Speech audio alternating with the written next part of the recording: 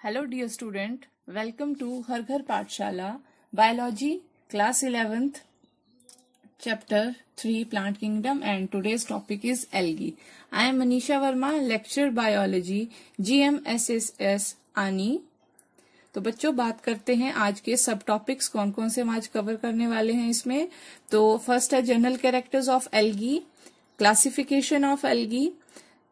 Thereafter we will take comparison of different type of algae and after that economic importance of different types of algae. तो चलिए start करते हैं with general characters of algae. तो सबसे पहले बात करते हैं जो एल्गी टर्म थी वो किसने कॉइन की थी. The term algae was coined bye Carolus Linnaeus, बहुत एमिनेंट साइंटिस्ट थे. एल्गी जो टर्म इसका मतलब होता है सी वीड्स. तो एल्गी जो है किन किन कैरेक्टर से हम जो है एल्गी की पहचान कर सकते हैं. तो फर्स्ट बात करते हैं जो ग्रुप एल्गी में किस तरह के ऑर्गेनिज्म किस तरह के प्लांट्स आते हैं. प्रिमिटिव, पुराने जो काफी एंशिएंट टाइम से इवॉल्व हुए हैं. फोटोसिंथेटिक, फोटोसिंथेसिस करते हैं वो. एंड थैलॉइड, थैलॉइड मीन्स एक ऐसे प्लांट को हम थैलॉइड बोलते हैं जिसमें कि ना तो रूट का पता लगे, ना स्टेम का और ना लीफ का. मीन्स उसमें डिफरेंशिएशन नहीं होती. प्लांट बॉडी जो है वो एक थैलस की तरह होती है. तो आप इधर देख सकते हो. यहाँ पर कोई डिफरेंशिएशन नहीं है कि प्लांट का रूट कहाँ है, स्टेम कहाँ है. जस्ट अ थैलस, एक स्प्रेडिंग बॉडी जो है आप देख रहे हो. तो ये थी बात थैलॉइड बॉडी की. अब नेक्स्ट कैरेक्टर की बात करते हैं. तो अब देखते हैं इनकी हैबिटेट्स, कहाँ कहाँ जो है एल्गी हमें मिल सकते हैं. तो एल्गी जो है दे आर प्रीडोमिनेंटली एक्वेटिक. ये वाटर बॉडीज में हमको मिलेंगे दोनों तरह की, चाहे मेरीन वाटर है चाहे फ्रेश वाटर है. Marine means sea water. Some are terrestrial. Terrestrial means they grow on land but at moist places and some grow under very special environmental conditions. ऐसे टेम्परेचर जहां पर नॉर्मल जो organism है वो survive नहीं कर सकते, वहां पर एल्गी सरवाइव करते हैं. तो first are hot water spring algae. They are also known as thermophilic algae और thermal algae. On ice and snow के freezing temperature पर भी algae पाए जाते हैं जिनको हम cryophytes बोलते हैं. Cryo is the term related to cold, freezing. On surface of other plants, और plants के surface पे भी algae जो है वो पाए जाते हैं. These are known as epiphytes. Epi means upon, phyte means plants. And animals के surface पे भी जो आपके पास एल्गी पाए जाते हैं. these are known as epizoofites. Epi means upon, zoo means animal and phyte means plants. And in symbiotic association means एक ऐसी एसोसिएशन जिसमें दो पार्टनर्स होते हैं और दोनों एक दूसरे को बेनिफिट करते हैं. तो इसमें बात करते हैं लाइकन्स की. दो लाइकन है, it is association of a fungus and a alga. तो अब इस तरह से हमने देख लिया कि कहाँ कहाँ जो एल्गी पाए जाते हैं. तो एक नजर अब इस पे लगाते हैं. सबसे पहले हॉट वाटर स्प्रिंग एल्गी. तो ये जो आप साइड में देख रहे हो ऑरेंजिश जो ग्रोथ है, it is the algal growth. ये जो आप नेक्स्ट इमेज देख रहे हो this are the cryophytes ice algae. Reddish growth आप स्नो के ऊपर देख रहे हो. एक इनसेट व्यू भी इसमें देख रहे हो एल्गी का.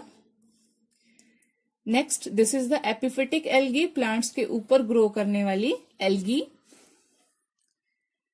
फिर आप जो नेक्स्ट इमेज यहाँ पर देख रहे हो इट इज एपिजोइक एल्गी. आप देख रहे हो टोरेटोइस के फुल सरफेस पे एल्गल ग्रोथ जो है वो हुआ है. Then this last image this is of the lichen which is an association of alga and a fungus. Now next characteristic the thallus of algae. अब एल्गी का जो थैलाई है उनमें बहुत ज्यादा वेरिएशन पाई जाती है उनकी फॉर्म में. तो यूनिसेलुलर फॉर्म्स भी हैं तो उनकी तो कोई शेप नहीं है, लेकिन जो मल्टी सेलुलर फॉर्म्स हैं वो बहुत अलग अलग शेप्स में पाई जाती हैं. सबसे पहले बात करते हैं पामिलॉइड. पामिलॉइड फॉर्म में क्या है, कॉलोनी है, एक एग्रीगेट ऑफ सेल्स है स्ट्रक्चर, लेकिन उस कॉलोनी में जो सेल्स का नंबर है वो फिक्स्ड नहीं है. दूसरा है सिनोबियल. सिनोबियल भी कॉलोनियल एल्गी है लेकिन वहां पर सेल्स का जो नंबर है वो हमेशा फिक्स्ड रहेगा. फिर है डेंड्रॉइड. डेंड्रॉइड टर्म जहां भी यूज होती है it means tree like branch structure. तो कॉलोनियल ट्री शेप के भी एल्गी आपको मिल सकते हैं. फिर साइफोनेशियस. साइफोनेशियस मीन्स साइफन लाइक, ट्यूब की तरह से जो स्ट्रक्चर जो है उनका होता है. And this siphonaceous algae these are coenocytic. Coenocytic means they are multinucleate, and multinucleate condition is attained by regular repeated division of the nuclei. फिर है filamentous और foliaceous. तो यहाँ पर क्या होता है इन दोनों टाइप में, there is sheet of cells, लेकिन filamentous में जो है ribbon like forms बनती हैं और foliaceous में जो है वो एक चादर की तरह जो स्ट्रक्चर जो है वो बनता है. तो foliaceous फॉर्म जो काफी कम्प्लेक्स होती हैं और इनकी जो लेंथ है वो 60 मीटर्स तक जा सकती है. तो आइए एक बार इनको देखते हैं. तो ये है पामेलाइड फॉर्म जिसमें की कॉलोनी है लेकिन सेल्स का नंबर फिक्स्ड नहीं है. फिर ये है सिनोबियल फॉर्म, कॉलोनी है लेकिन सेल्स का नंबर फिक्स्ड है. एग्जाम्पल इसका है वॉल्वॉक्स. फिर ये है डेंड्रॉइड फॉर्म. तो देखो प्लांट की तरह जो है ब्रांच स्ट्रक्चर बहुत इसमें नजर आ रहा है. ये है साइफोनेशियस फॉर्म. साइफोनेशियस साइफन की तरह, ट्यूब की तरह स्ट्रक्चर जो है इसमें नजर आ रहे हैं. This is the foliaceous form. Folia जो टर्म है, it is folia term means leaf like. तो यहां पर ये जो बॉडी है it is leaf like. So this was the variation in thalli structure. Now जो ये फिलामेंटस और फोलिएशियस फॉर्म्स होती हैं, the filamentous and foliaceous forms are attached to the substratum by means of holdfast. तो जो filamentous और foliaceous form है, sheet like form है, तो इनको जो है सरफेस पे सपोर्ट करने के लिए एक रूट की तरह स्ट्रक्चर होता है. रूट नहीं होती है एग्जैक्ट, लेकिन उसकी तरह होता है जो सबस्ट्रेटम के साथ इनको फिक्स करता है. उसको हम बोलते हैं होल्ड फास्ट. तो लार्ज कम्प्लेक्स फॉर्म जो होती हैं एल्गी की, कुछ प्रिमिटिव है, कुछ कम्प्लेक्स फॉर्म भी हैं. उनमें एक लीफ लाइक फोटोसिंथेटिक लैमिना होता है. उसको हम लीफ नहीं बोलेंगे क्योंकि वो एक्चुअल लीफ नहीं है. It is known as photosynthetic lamina. Middle stem like stipe and basal hold fast. Take a look. So this is the hold fast. This is stem like stipe, and these are the photosynthetic lamina, leaf like structures. और जो आपके पास algal thalli है, maximum time they are in water. तो water में they can degrade, but they don't degrade. Why? Because they are coated by a layer of mucilage. ये उनको जो है डिग्रेडेशन से भी बचाता है, and also protect them from desiccation when exposed to air. Desiccation is death by dehydration. The vascular tissue for water conduction is absent in algae. अब vascular tissue जो जाइलम फ्लोएम है वो एब्सेंट होता है एल्गी में. क्यों? क्योंकि thallus जो है हमेशा एंटायरली जो है पानी के कांटेक्ट में रहता है. सेल बाय सेल डिफ्यूजन या जो ऑस्मोसिस ये प्रोसेसेस इसमें होती हैं, तो वेस्कुलर टिश्यू की जरूरत यहाँ पर नहीं होती है. फिर इनका मोड ऑफ न्यूट्रिशन. एल्गी जो है these are photo autotrophic in their mode of nutrition. Photo autotrophic means they make their food by themselves, but photo means in presence of light. So ये क्या है? They perform photosynthesis due to presence of chlorophyll in their chloroplast or chromatophores. Chloroplast means the structure where photosynthesis happens, and chromatophores are also structure like chloroplast which are composed of pigments. So photosynthetic pigments की बात कर लेते हैं. Algae में कौन कौन सी photosynthetic pigments होती हैं?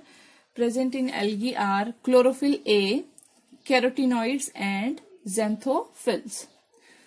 तो एल्गी में सभी तरह की क्लोरोफिल पाई जाती है. क्लोरोफिल ए, ये जो आपके पास ये जो बैंड है it is for chlorophyll A. जो ये वाला बैंड है it is for chlorophyll B. Xanthophyll जो होती हैं वो ब्राउनिश पिगमेंट्स होती हैं. उसी तरह से कैरोटिनॉइड जो है वो रेडिश ऑरेंज पिगमेंट्स होती हैं. थोड़ा सा यहाँ पे कलर जो है वो ऑरेंजिश टिंज जो है यहाँ पे दे रहा है. और साथ ही जो कुछ एक्सेसरी पिगमेंट्स भी होती हैं. इन पिगमेंट्स के बेसिस पे हम आगे देखेंगे कि एल्गी को कैसे हम क्लासिफाई करते हैं into 3 groups, that is red, brown and green. फिर बात करते हैं इनके सेक्स ऑर्गन्स की. तो sex organ here are known as gametangia. Gametangia means group of gamete cells so यहाँ पर जो होते हैं गैमीट जो है वो they are usually unicellular, but multicellular भी होते हैं कुछ में, लेकिन जो सेक्स ऑर्गन होंगे उनके बाहर कोई प्रोटेक्टिव कवरिंग नहीं होती है, इसलिए हम कहेंगे they are non jacketed and there is absence of embryo stage, यहाँ पर नहीं बनती है। So these were the general characters. Now see the classification. Algae is classified into 3 classes. First is chlorophyceae. Chlorophyceae means chlorophyceae. Chloro means chlorophyll और green जो आपके पास colour इसका होता है, तो ऐसी क्लास जिसमें green algae आएंगे, it is known as chlorophyceae. Second is rhodophyceae. Rhodo means red, and in this group all the red algae comes, and in third group that is Phaeophyceae. Phaeophyceae में आते हैं सारे के सारे brown algae. फिर एक comparison जो है इनका थोड़ा सा हम कर लेते हैं because it is very important. So ये हम यहाँ पे क्लासेस मैंने दी हुई हैं, क्लोरोफाइसी, रोडोफाइसी एंड फियोफाइसी। और सबसे पहले बात करते हैं इनके कॉमन नेम की। तो Chlorophyceae is known as green algae commonly, and red algae rhodophyceae, phaeophyceae brown algae. And now habitat, कैसी कैसी जगह पे हमें ये पाई जाती हैं, मिल सकती हैं। क्लोरोफाइसी में जो आपके पास ग्रीन एल्गी एक्वाटिक हैबिटेट्स, दोनों फ्रेश एंड मेरीन, टेरेस्ट्रियल में मिलेंगे, मैंने कहा मॉइस्ट प्लेसेस पर। Epiphytic means on the surface of plants भी मिल सकती हैं, and epizoic means on the surface of animals. तो एक एग्जाम्पल आपने सुना होगा कभी स्लॉथ बियर का। फिर मेरीन और जो आपके पास रोडोफाइसी है ये मेरीन है मैक्सिमम, और रॉकी स्टोन्स जो कैलकेरियस कैल्शियम कंटेनिंग जो स्टोन्स होते हैं उन पर मिल सकते हैं। तो उसके बाद जो फियोफाइसी है इनमें मैक्सिमम सारी की सारी स्पीशीज जो वो मेरीन है, सिर्फ 3 स्पीशीज ऐसी हैं जो फ्रेश वाटर में हमें मिलेंगी। फिर करते हैं बात इनके सेल वॉल की कंपोजिशन की। तो क्लोरोफाइसी जो है, क्लोरोफाइसी की जो सेल वॉल है it is composed of cellulose, Rhodophyceae की सेलुलोज प्लस पैक्टिक कंपाउंड्स, और फियोफाइसी की सेलुलोज प्लस एल्जिन। फिर पिगमेंट्स की बात कर लेते हैं, very important point. Chlorophyll A plus B Chlorophyceae में, रोडोफाइसी में क्लोरोफिल ए प्लस डी और आर फाइकोइराइथ्रिन प्लस आर फाइकोसाइनिन। तो आर फाइकोइराइथ्रिन जो है it is a red pigment, इसकी मैक्सिमम कंसंट्रेशन होने की वजह से ये एल्गी जो है वो रेड है। और फियोफाइसी में chlorophyll A plus C and fucoxanthin, this fucoxanthin is brown in colour and which imparts brown colour to the brown algae. फिर बात करते हैं इनके स्टोर्ड फूड मटेरियल की। क्लोरोफाइसी में होता है reserve food material starch, Rhodophyceae में फ्लोरिडियन स्टार्च, स्टार्च की तरह एक है। फियोफाइसी में mannitol, it is a alcohol and laminarin starch. Reproduction, vegetative reproduction Chlorophyceae में होती है बाय फ्रेगमेंटेशन, फ्रेगमेंट टूटते हैं एल्गी के और थैलस जो है वो डेवलप हो जाता है। एसेक्सुअल जूस्पोर, ऐसा स्पोर जिसमें कि क्या होते हैं फ्लैजिला लगे होते हैं, मोटाइल होता है, उसको बोलते हैं जू स्पोर। सेक्सुअल में यहाँ पर सेक्स सेल्स बनते हैं, ऑर्गन्स नहीं बनते। और सेक्सुअल रिप्रोडक्शन जो है वो आइसोगेमस हो सकता है, एनाइसोगेमस हो सकता है या ऊगेमस हो सकता है। तो isogamous means where the size and shape all things of the both male and female gametes are similar। Anisogamous में जब मेल और फीमेल गेमीट उनका साइज जो है वो सिमिलर नहीं होता लेकिन दोनों मोटाइल होते हैं, आइसोगेमस में भी मोटाइल होते हैं। ऊगेमस में जो फीमेल गेमीट है और मेल गेमीट है उनके साइज में बहुत ज्यादा डिफरेंस होता है। ऊगेमस में female gamete is very large and non motile and male gamete is small and motile. Rhodophyceae में भी वेजिटेटिव जो रिप्रोडक्शन है वो फ्रेगमेंटेशन से होता है। एसेक्सुअल जो है वो वहां पर नॉन मोटाइल स्पोर से होता है और सेक्सुअल जो है वो ऊगैमस होता है। सो अब बात करते हैं फियोफाइसी की। फियोफाइसिस में भी वेजिटेटिव जो रिप्रोडक्शन है वो फ्रेगमेंटेशन से होता है। Asexual reproduction takes place by zoospore. तो जूस्पोर क्या है? स्पोर एक सेल को बोलते हैं जो हैप्लॉइड होता है और इसमें क्या होते हैं फ्लैजिला होते हैं। तो सेक्सुअल रिप्रोडक्शन, इसमें भी oogamous होता है, एक female gamete larger oogamous egg होता है और मेल गैमीट जो है वो मोटाइल होता है। फिर है फ्लैजुलर नंबर इन जूस्पोर, तो जो क्लोरोफाइसी है उसके जो जूस्पोर है उसमें 2 से लेकर 8 तक, किसी में 2 होंगे किसी में 4, इस तरह से 2 से लेकर 8 तक जो फ्लैजुला हो सकते हैं, और दोनों ही फ्लैजुला जो होते हैं वो बराबर होते हैं, इक्वल होते हैं। रेड एल्गी में नॉन मोटाइल स्पोर्स बनते हैं, मींस वो मूव नहीं कर सकते, तो यहाँ पर फ्लैजुला जो है वो एब्सेंट। और उसी तरह से फियोफाइसी की अगर बात करें, यहाँ पे 2 फ्लैजुला होंगे जूस्पोर में हमेशा, लेकिन दोनों कैसे होंगे, अनइक्वल इन लेंथ। फिर बात करते हैं सेक्स ऑर्गन्स की, तो सेक्स ऑर्गन यहाँ पर उनको हम बोलते हैं एंथरीडिया एंड आर्चिगोनिया। एंथरीडिया जहां पर मेल गैमीट बनते हैं और आर्चिगोनिया जहां पर फीमेल गैमीट बनते हैं। फिर रोडोफाइसी में हम उनको बोलते हैं antheridia and carpogonia. Carpogonia is the name for female gamete forming structure. फिर इसमें फियोफाइसी में एंथरीडिया एंड ऊगोनिया। ऊगोनिया वो है जिसमें क्या बनेगा, ओवम जो है वो बनेगा। फिर बात करते हैं इनके लाइफ साइकिल की, तो लाइफ साइकिल जो है क्लोरोफाइसी में जनरली जो life cycle it is a haplontic. Haplontic का मतलब क्या है, जो हैप्लॉइड फेज है ऑर्गेनिज्म का, हैप्लॉइड फेज मीन्स, हैप्लॉइड मैंने आपको पिछली वीडियो में भी बताया था, haploid means where there is present only 1 set of each chromosome. तो जैसे अगर chromosome number diploid chromosome number 4 है तो हैप्लॉइड होगा n=2, तो इस तरह से इसको हैप्लॉइड बोलेंगे। तो इनमें हैप्लॉइड फेज जो होता है वो ही लाइफ साइकिल में डोमिनेट करता है। फिर है रोडोफाइसी। रोडोफाइसी में डिप्लॉन्टिक, कुछ एल्गी में जो है आपके पास कुछ मेंबर्स में डिप्लॉन्टिक लाइफ साइकिल होता है और कुछ में हैप्लो डिप्लॉन्टिक होता है। तो डिप्लॉन्टिक हम ऐसों को बोलते हैं जिसमें डिप्लॉइड फेज जो है वो डोमिनेट करता है लाइफ साइकिल में, और हैप्लो डिप्लॉन्टिक कुछ एल्गी में क्या होगा, जो हैप्लॉइड फेज है लाइफ का और डिप्लॉइड फेज है वो दोनों इक्वल ड्यूरेशन के होते हैं। और फियोफाइसी में जो है डिप्लॉन्टिक लाइफ साइकिल जो है वो होता है, डिप्लॉइड फेज जो है वो प्लांट एल्गी में डोमिनेट करता है। तो एग्जांपल्स क्लोरोफाइसी के हैं क्लोरेला, स्पाइरोगायरा। उसी तरह से रोडोफाइसी के हैं बटार्चोस्पर्मम और जेलीडियम। और फियोफाइसी में है एक्टोकार्पस, डिक्टियोटा एंड पोस्टेलेरिया पामीफॉर्मिस, जिसको सी पाम भी हम बोलते हैं। तो ये 1-2 एग्जांपल जो है वो इंपॉर्टेंट है टू मेमोराइज। फिर बात करते हैं economic importance. Economic importance means क्या क्या हमको फायदे हैं ग्रीन एल्गी से, तो इनकी बात कर लेते हैं। तो ग्रीन एल्गी जो है it is used as food, और इनकी फूड वैल्यू जो है वो बहुत हाई क्वालिटी की होती है। अबाउट 50% प्रोटीन इनमें होती है। विटामिन जो है इनमें A, B, C and K and other essential elements होते हैं। तो एक स्पीशीज है उल्वा, उसको कलेक्ट किया जाता है and it is processed as food product. You can see it is very nutritious. एक और हमारे पास है spirulina, it is also a very rich source of protein. Antibiotics भी ग्रीन एल्गी से जो है वो एक्सट्रैक्ट की जाती हैं। क्लोरेला जो एक ग्रीन एल्गा है हमारे पास, it yields an antibiotic chlorellin which is used against various gram positive and gram negative bacteria. तो ये जो बैक्टीरिया हैं इनमें थोड़ा थोड़ा डिफरेंस होता है, लेकिन डिजीज कॉजिंग बैक्टीरिया के खिलाफ जो है वो एंटीबायोटिक कारगर होती है। फिर है सीवेज डिस्पोजल। जो सीवेज है उसको डिस्पोज ऑफ करने के लिए जो सीवेज डिस्पोजल पॉन्ड्स होते हैं वहां पर क्लोरेला और क्लेमाइडोमोनास नाम के ग्रीन एल्गी को यूज किया जाता है।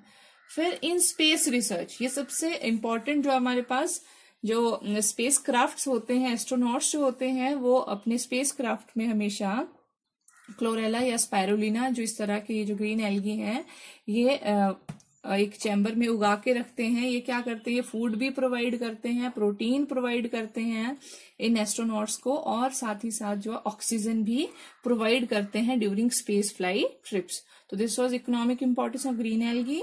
Now economic importance of red algae. Red algae जो है it is also used as food and fodder. Food means human food and fodder for poultry, for cattle etcetera.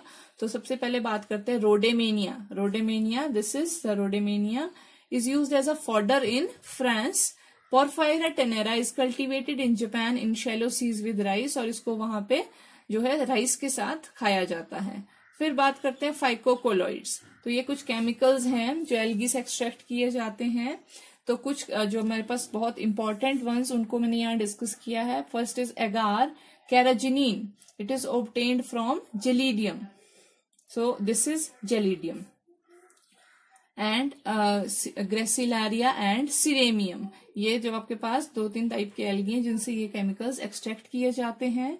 तो अगार का यूज कहाँ किया जाता है? It is use to solidify culture media. Culture media किसको बोलते हैं हम? जो लैब्स में कल्चर प्रिपेयर किए जाते हैं, जिस पर जो हमारे पास बैक्टीरिया का कल्चर किया जाता है, फंगस को ग्रो किया जाता है फॉर साइंटिफिक रिसर्च, उनको हम बोलते हैं कल्चर मीडिया। तो उसके लिए अगार जो है वो इज मटीरियल ऑफ चॉइस। फिर पुडिंग्स, क्रीम्स, बेकरी गुड्स वगैरह, जेलीज, जैम्स जो हैं, इनको सॉलिडिफाई करने के लिए, इनको कंसिस्टेंसी प्रोवाइड करने के लिए भी अगार का जो है यूज किया जाता है। कैराजिनीन जो है it is extracted from a red alga Chondrus. It is used as an emulsifier in chocolates, ice creams, toothpaste, paints etcetera. तो आइसक्रीम्स वगैरह को, चॉकलेट्स को कंसिस्टेंसी प्रोवाइड करने के लिए, ताकि ये जल्दी से मेल्ट ना हो जाए, इसलिए उनमें इमल्सिफायर जो है वो यूज किए जाते हैं। उसी तरह से एक फिनोरी नाम का ग्लू होता है which is extracted from Gloiopeltis. It is used as a adhesive, गोंद की तरह, in sizing tiles, textiles and papers etcetera. So now economic importance of further. So bromine is a chemical, and a few red algae are used to obtain bromine. It's like Rhodomela and Polysiphonia. This is Polysiphonia. And many medicines are also extracted from red algae. And this is Corallina. And this Corallina, it is used for treatment of kidney, bladder and lung diseases, and for curing worm infections. जैसे round worm, pin worm का नाम आपने सुना होगा, उनके लिए medicine इससे बनती हैं। और ये जो पॉलीसाइफोनिया है, it also has anti bacterial properties. साथ ही साथ अगार जो हमने पहले पढ़ा, it is used as a laxative and employed for manufacture of pills and ointments. तो लेग्जेटिव क्या होता है? लेग्जेटिव मीन्स एक ऐसा सब्सटेंस जो हमारी डाइजेशन को इम्प्रूव करता है, कॉन्स्टिपेशन से हमको रिलीव करता है। Now economic importance of brown algae. So again, brown algae are also used as food obtained from Laminaria saccharina. This is Laminaria saccharina is known as kombu. kombu जो है Japan में काफी ज्यादा पसंद किया जाता है, ये एज अ फूड आइटम खाया जाता है वहां पर।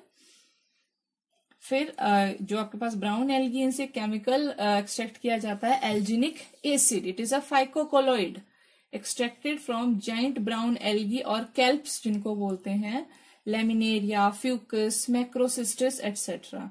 इन इंडिया ये जो alginic acid it is obtained from Sargassum. तो एल्जिनेट्स जो हैं they are used as thickeners in soap, sauce, cream, printing ink, etc.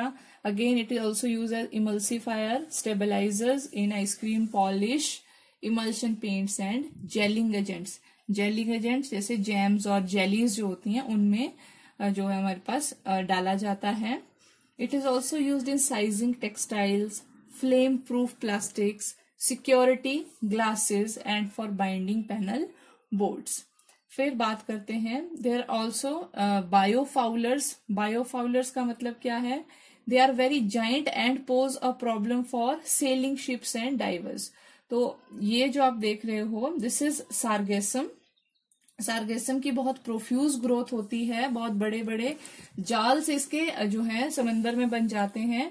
तो ये क्या करते हैं, ये जो सेलिंग शिप्स होते हैं उनके लिए भी प्रॉब्लम बन जाते हैं, और जो डाइवर्स होते हैं उनमें वो भी इनमें एंटेंगल हो जाते हैं। तो सार्गेसम जो है it floats in masses and forms Sargasso C.